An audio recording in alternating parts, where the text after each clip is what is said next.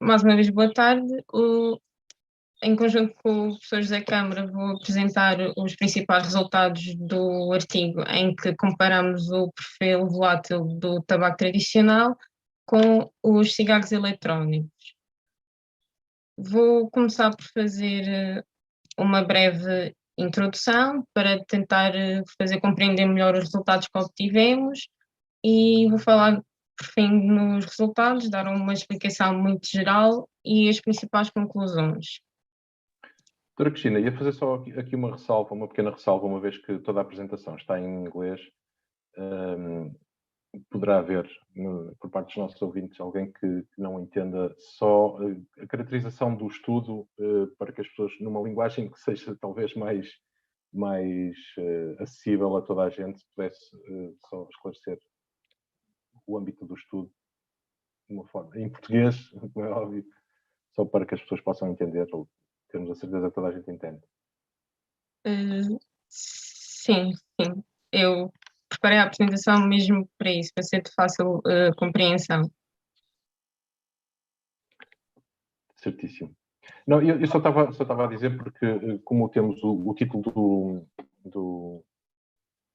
do estudo, Fingerprinting the Volatile Profile of Traditional Tobacco and E-Cigarettes, portanto, estamos aqui a falar de um estudo comparativo das partículas voláteis, dos compostos voláteis orgânicos que estão presentes nas emissões tanto do tabaco como do cigarro eletrónico. Era só mais aqui que eu queria chegar, só para quem não perceber, efetivamente em inglês, e perceber o que é que estamos a falar. Era só mesmo isto. Pode continuar, doutora. Ok. Portanto, começando pelo tabaco tradicional, têm sido estimados que são libertados cerca de 7.400 dos compostos voláteis orgânicos durante o consumo de um cigarro. E o que são estes compostos voláteis? São compostos com uma elevada pressão de vapor e são emitidos como gases provenientes de sólidos ou líquidos. São responsáveis pelo odor de muitas substâncias e poluentes e muitas vezes têm uma ação negativa na saúde humana e no ambiente. E foi neste sentido que o estudo foi desenvolvido, para tentar perceber quais os compostos e as suas concentrações nas diferentes matrizes e perceber de facto quais seriam as mais nocivas e as menos nocivas. Destes 7.400 compostos que foram identificados, cerca possuem 70 possuem atividade carcinogénica confirmada. Quanto aos principais componentes do tabaco tradicional, temos o tar, que é comumente conhecido como alcatrão, mas que na realidade é o nome comum que é dado à matéria orgânica produzida na queima do tabaco. Outro componente importante é um blend, que neste caso é a matéria seca, que no fundo são as folhas de tabaco e que dão as propriedades aromáticas e o que diferencia entre as diferentes marcas que existem. Depois temos o feltro e o papel, que mais tarde vou explicar que possuem um papel muito importante para a contribuição de compostos destas matrizes.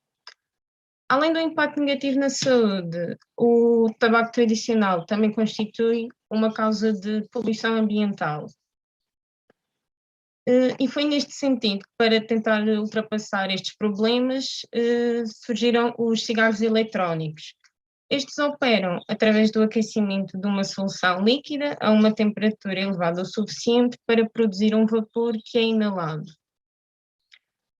Quanto aos principais constituintes da solução líquida, temos o glicerol, o propileno-glicol, o sabor opcional e a nicotina, que também claramente é opcional. Os principais constituintes são o glicerol e o propileno-glicol, que estão envolvidos na formação da nuvem em suspensão, e a sua principal função, no fundo, é manter a umidade.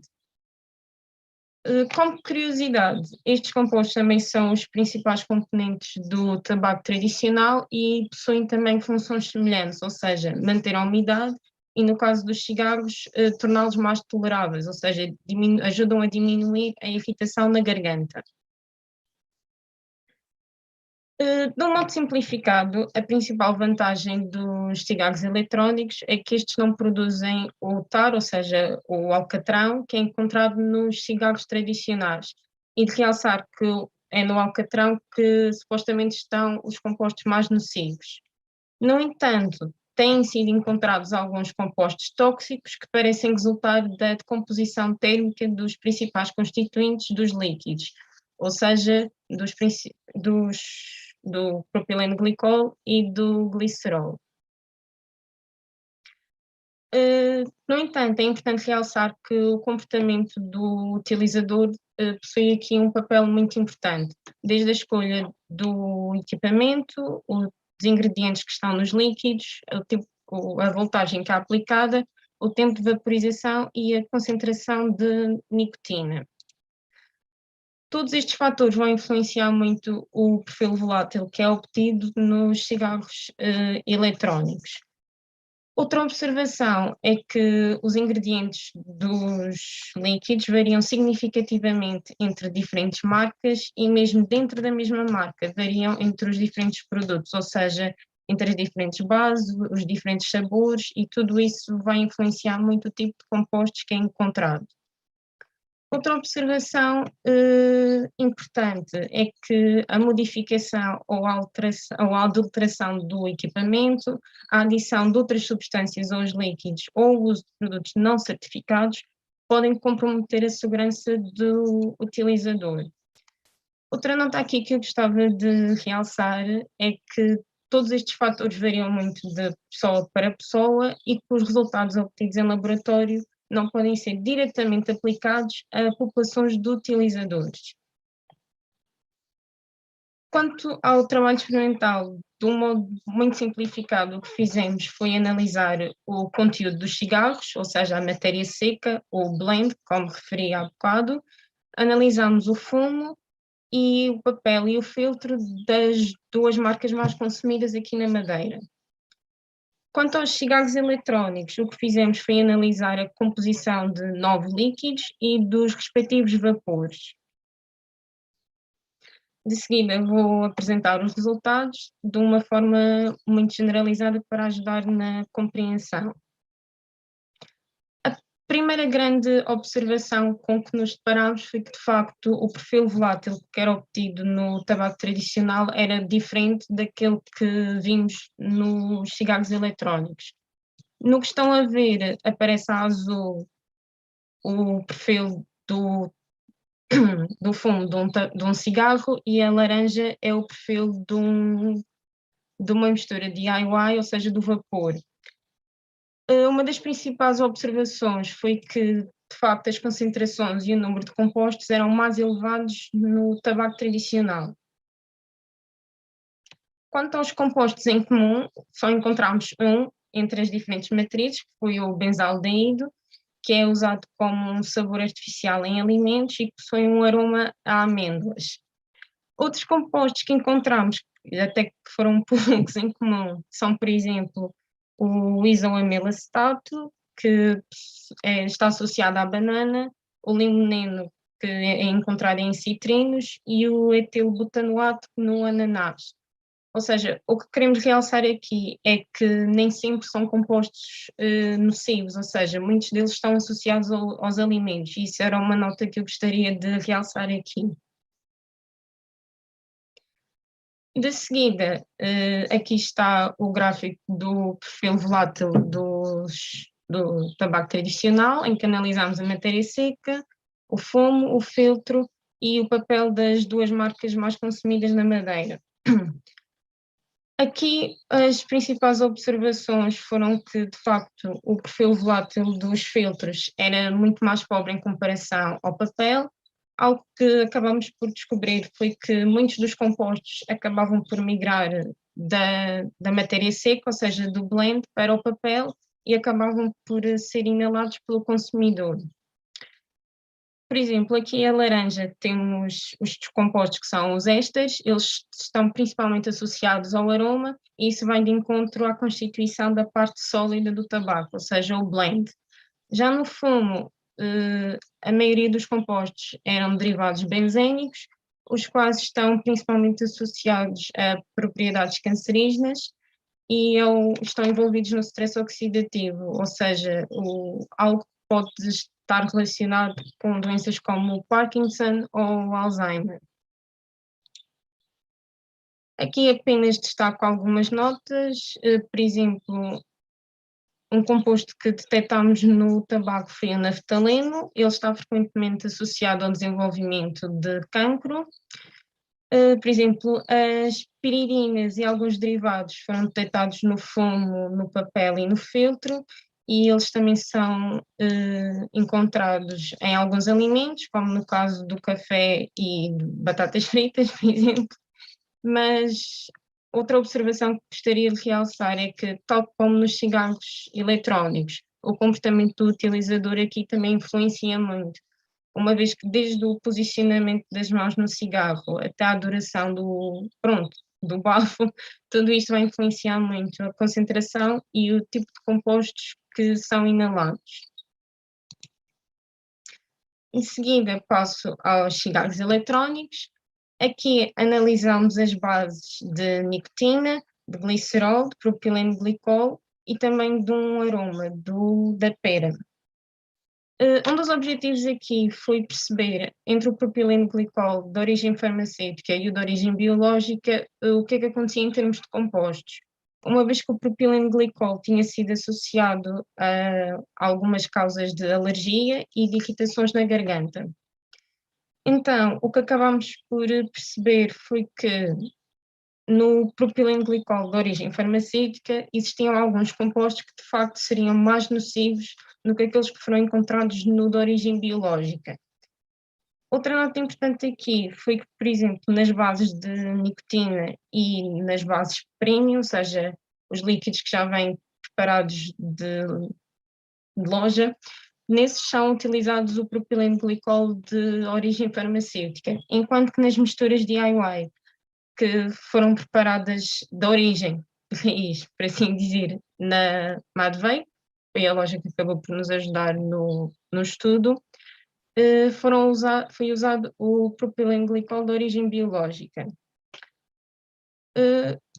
Outra observação foi que os componentes do vapor estavam quase todos presentes nas respectivas bases, apenas em diferentes concentrações.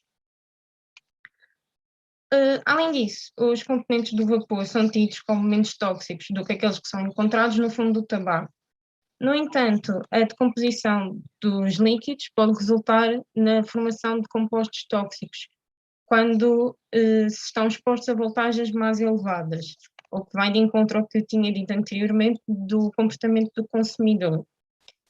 Aqui não detectamos nenhum dos compostos mais tóxicos que têm sido associados à degradação do propileno glicol e do glicerol, apenas encontramos o estragol, que foi o único composto com alguma toxicidade. No entanto, ainda é necessária alguma pesquisa para confirmar de facto se este composto é tóxico, mas muitos estudos defendem que a sua exposição deve ser minimizada.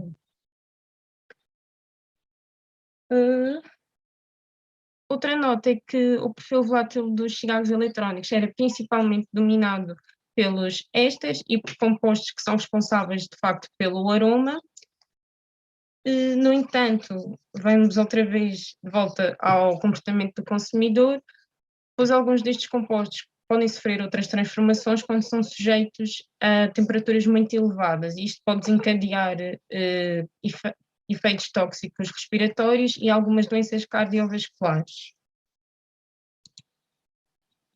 Assim, o que conseguimos observar com este estudo foi que, de facto, o perfil, quer dos cigarros eletrónicos, quer do tabaco tradicional, varia muito entre as diferentes marcas e entre os diferentes componentes. Nos cigarros eletrónicos, observamos que o propileno glicol de origem biológica seria uma melhor opção em comparação com o de origem farmacêutica, e tendo em conta isto, que os líquidos DIY que tinham sido preparados com o propileno glicol de origem biológica seriam menos prejudiciais para a saúde humana. E, por fim, tendo em conta que encontramos compostos mais nocivos e em maiores concentrações no tabaco tradicional, concluímos que os cigarros eletrónicos seriam menos prejudiciais para os fumadores passivos e também, em geral, para o ambiente. Mas volto a realçar que tudo depende muito do comportamento do consumidor.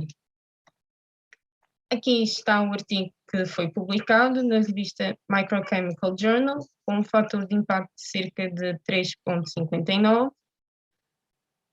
Passo a agradecer às instituições que tornaram este trabalho possível e volto a agradecer à Aprovape pelo convite e também à Madvape que nos ajudou desde os líquidos até, pronto, a uma maior teoria no caso dos cigarros eletrónicos. Obrigada.